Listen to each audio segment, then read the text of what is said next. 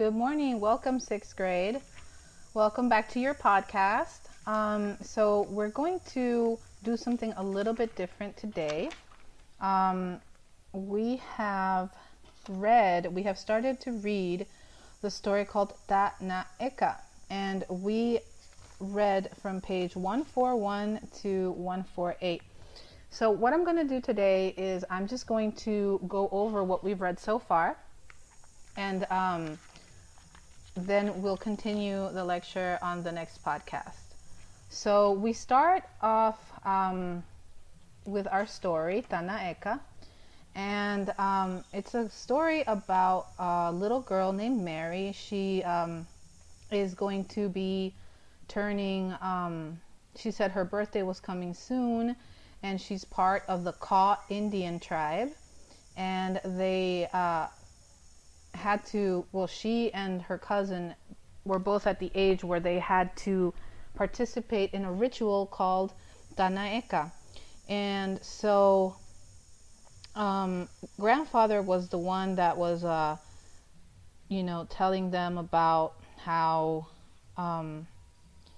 when he was 11 years old, he had to do it was time for him to do the Ta na Eka, which is the flowering of adulthood.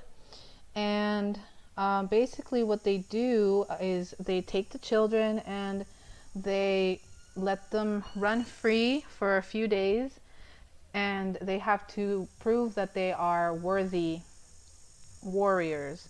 So during this time, they are supposed to be out in the wilderness with pretty much nothing, and they have to catch their own food and survive. And apparently, in the beginnings of it, they went out naked, and they could come back only when some of the paint that they got put on their bodies came off. But they had changed it a little bit.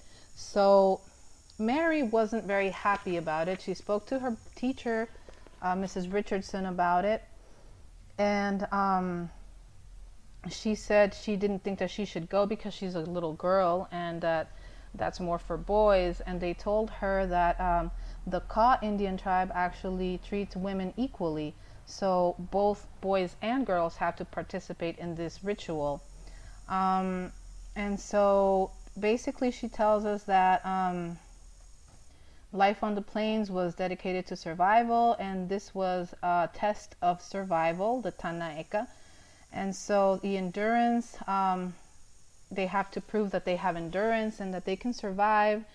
And he was telling them how grandfather was telling them how when he went, he didn't even have a knife or anything, no clothes, and it took about 18 days.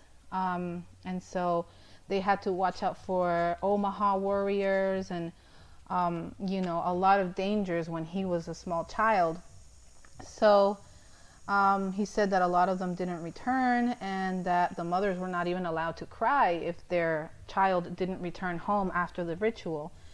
So she goes on to tell us that she had some idea about something that she wanted to do. She also says that they were going to be sent out in bathing suits. They weren't going to be sent out naked because their parents thought, that sending them out naked was just a little bit too much for 5 days. And so Mary gets an idea, and she goes to her teacher and asks her for $5.